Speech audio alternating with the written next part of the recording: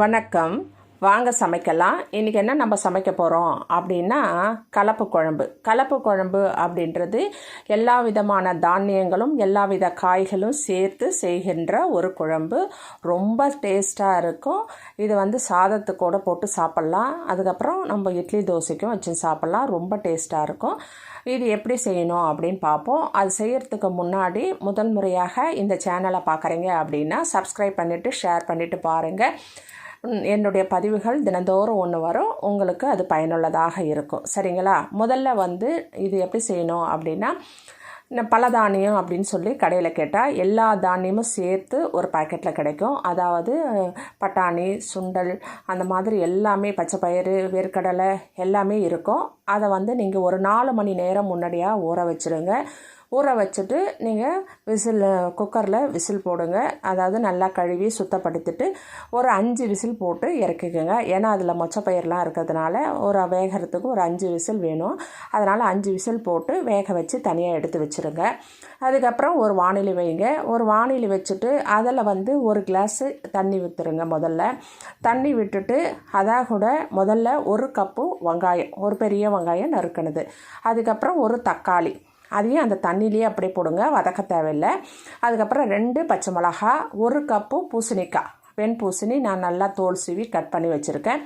ஒரு இதில் கத்திரிக்காய், முருங்கைக்காய் ஒரு கப்பில், இன்னொரு கப்பில் வெண்டைக்காய், அதையும் நான் கட் பண்ணி போட்டிருக்கேன். இன்னொரு கப்பில் கருணக்கிழங்கு நான் நல்லா தோல் சீவிட்டு அதையும் சின்ன சைஸாக கட் பண்ணி போட்டிருக்கேன். இதில் எந்த காய் வேணாலும் போட்டுக்கலாம் நீங்கள். நான் இப்போ இருக்கிற காய்களை நான் போட்டிருக்கேன். போட்டு அந்த தண்ணியிலே எந்த மசாலாவும் சேர்க்கக்கூடாது. அது அப்படியே வேகணும். ஒரு 5 நிமிஷம் அது அப்படியே வேகட்டும். அதுக்கப்புறம் மசாலா போடுங்க. 1 ஸ்பூன் மிளகாய் பொடி, 1 ஸ்பூன் தனியா பொடி, 1/4 ஸ்பூன் மஞ்சள் பொடி, 1 ஸ்பூன் நம்ம உப்பு தேவையான அளவு. அதுக்கப்புறம் நான் காஷ்மீர் சில்லி ஒரு 1/4 ஸ்பூன் போட்டிருக்கேன். இது தேவைன்னா போட்டுங்க. குழம்பு மிளகாய் அப்படி 1 ஸ்பூன் போட்டிருக்கேன். இது எல்லாத்தையும் நல்லா ஒன்றா கலந்து விட்டு திரும்பவும் ஒரு உப்பு காரம்லாம் உங்களுக்கு திட்டமாக தான் பார்த்துக்குங்க. பார்த்துட்டு நல்லா கிளறி விட்டுட்டு மூடி போட்டு திரும்பவும் மூடிடுங்க. ஒரு 5 நிமிஷம் அது நல்லா கொதிக்கட்டும். அந்த மிளகா பச்சை வாசனை எல்லாம் போகட்டும். அது போன பிறகு நீங்கள் அதை திறந்து பாருங்கள். பார்த்தா அது மேலே நல்லா கொதித்து அந்த வாசனைலாம் நல்லா தெரியும். அதுக்கப்புறம் நீங்கள் புளி ஒரு சின்ன சைஸு எலுமிச்சம்பழம் சைஸு நல்லா அதை ஊற வச்சு வடிகட்டி வச்சுக்கோங்க. அந்த புளி தண்ணியை விடுங்க. அது கொதிக்கும் பொழுது நம்ம வேக வச்ச அந்த பலதானியம், அதாவது எல்லா விதமான பருப்புகளும், அதை மொத்தத்தையும் ஒன்றா போட்டு நல்லா கலந்து கொடுங்க. நல்லா கலந்து அது நல்லா ஒரு 2 கொதி வரட்டும். அது கொதி வரும்பொழுது அதை அப்படியே மூடுங்க. மூடிட்டு ஒரு 2 நிமிஷம் அது நல்லா கொதிக்கட்டும். கொதித்து அந்த எண்ணெய்லாம் பிரிஞ்சு அப்போ வரும் நம்மளுக்கு குழம்பு ரெடி ஆயிடுச்சு அப்படின்னு சொல்லிட்டு அதுக்கப்புறமா நீங்கள் தாளிக்கணும். பக்கத்தில் ஒரு கடாய் வச்சுக்கோங்க. அதில் ஒரு 4 ஸ்பூன் நல்லெண்ணெய் விட்டுக்கோங்க. ஒரு 1/2 ஸ்பூன் கடுகு, 1/2 ஸ்பூன் வெந்தயம், 1/2 ஸ்பூன் மிளகு, கொஞ்சோண்டு பெருங்காயத்தூள் அதை போட்டு அது கொஞ்சம் வெடித்ததும் நல்லா ஒரு 10 பல்லுக்கு பூண்டு தோலோடு இருக்கணும். தோலோடு அதை நல்லா தட்டி போட்டு அதையும் அந்த எண்ணெயிலே போடுங்க. எண்ணெயிலே போட்டு அது நல்லா பொரியணும்.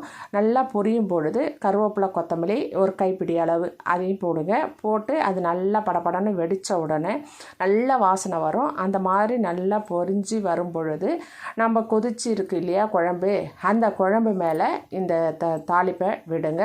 விட்டு சும்மா ஒரே ஒரு கிளறி இறக்கிடுங்க. இது சூப்பராக இருக்கும். நீங்கள் ஒரு முறை செஞ்சு பாருங்கள். சாப்பாடுக்கு அவ்வளோ டேஸ்ட்டாக இருக்கும்.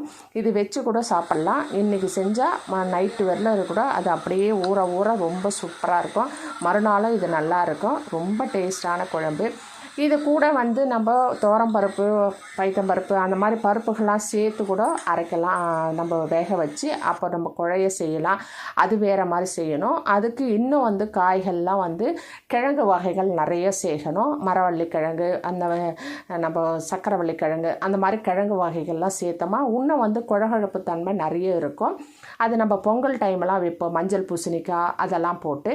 இப்போ நான் சிம்பிளாக இருக்கிற காய் வெறும் போட்டு பருப்பெல்லாம் போடாமல் இந்த நான் பலதானியத்தை மட்டும் போட்டு நான் வச்சுருக்கேன். இந்த குழம்பு ரொம்ப சூப்பராக ரொம்ப டேஸ்ட்டாக இருக்குது. ஒரு முறை செஞ்சு பாருங்கள். கண்டிப்பாக உங்களுக்கு எல்லாருக்கும் பிடிக்கும். சரிங்களா? நன்றி.